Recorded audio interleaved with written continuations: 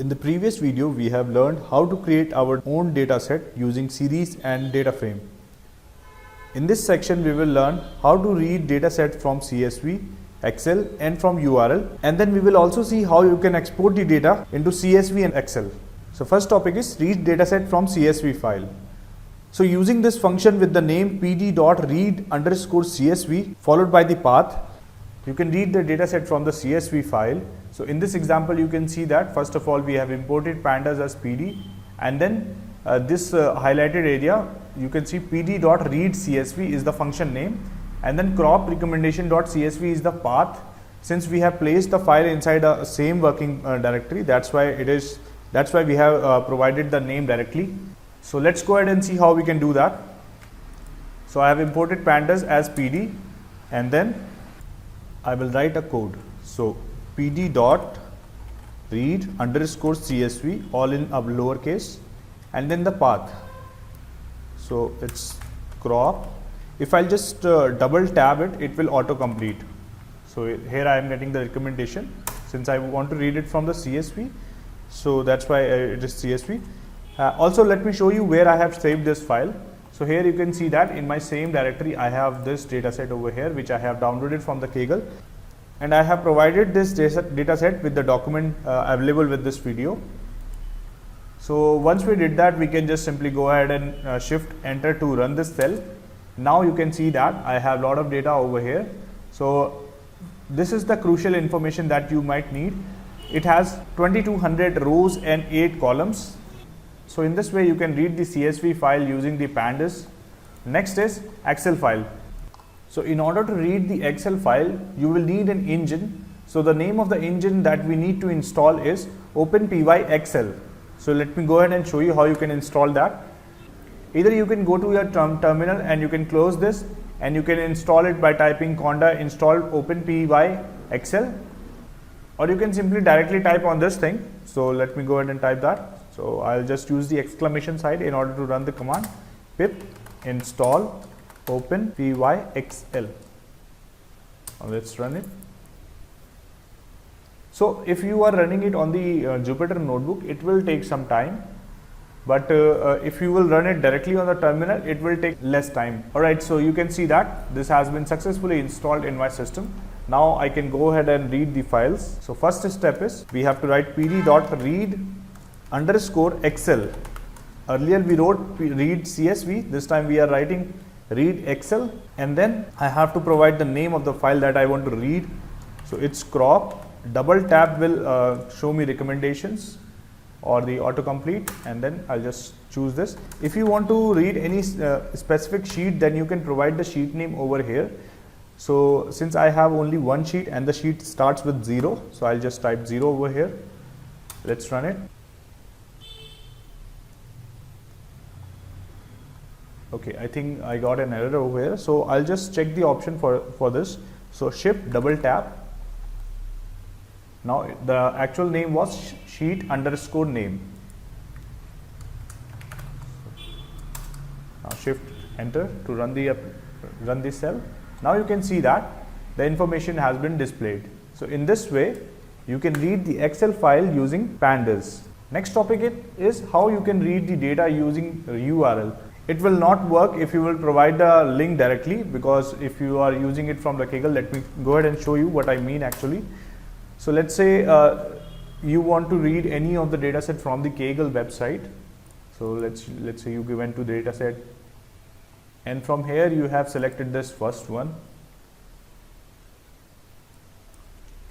and now you have the link over here. So if you are trying to read the dataset from this link, then it will not work. So let me show you what I actually mean over here. So let's go ahead and type pd.read_CSV bracket open close, and so let's say the name of the Excel file is over here. So you will try to add this thing this way. This will also not work. If you want to use it from the Kaggle, then you have to import the Kaggle module in that. Like you have to install the Kaggle module, and then through API you can fetch the data.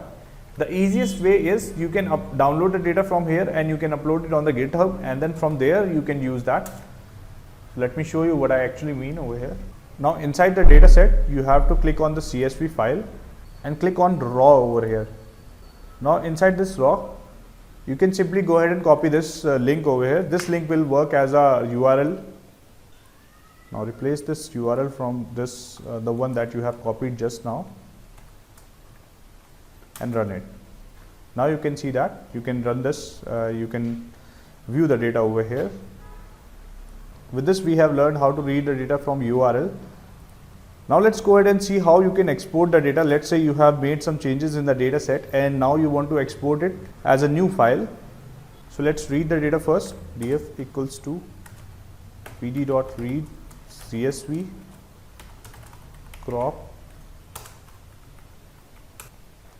Now in order to export the data, I will use the module with the name to_csv, to_csv.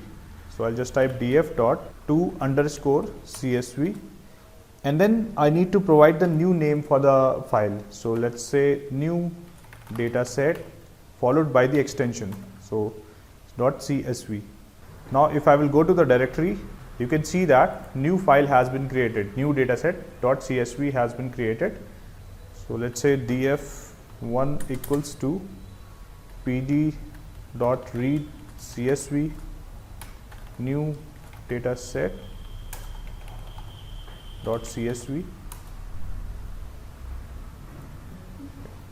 So now here you can see that a new column has been added with the name unnamed and 0, and it has the same index value as this one is having. So every time you export the data set, index value is also exported. So if you want to remove that, you can simply go ahead and set the index value to false. So index equals to false. Now if I will export this and read it once again, now here you can see that the index value has not been exported earlier. That's why when we read it again, it is showing this index value over here. We can do the same thing using Excel as well, since we have already installed the module with the name OpenPyExcel. So I can go ahead and type df.to. This time, earlier we typed to CSV, this time we will type to Excel, and then name of the new file. So new dataset in Excel, and we have to provide the extension. So extension for Excel is XLXX. This time also we don't want to export the index, so I'll set it to false. So if I'll just check my directory using ls, you can see that new dataset in Excel has been created. We can read this file using pd.read_excel, and then name of the file, which is new_dataset_in excel.xlsx.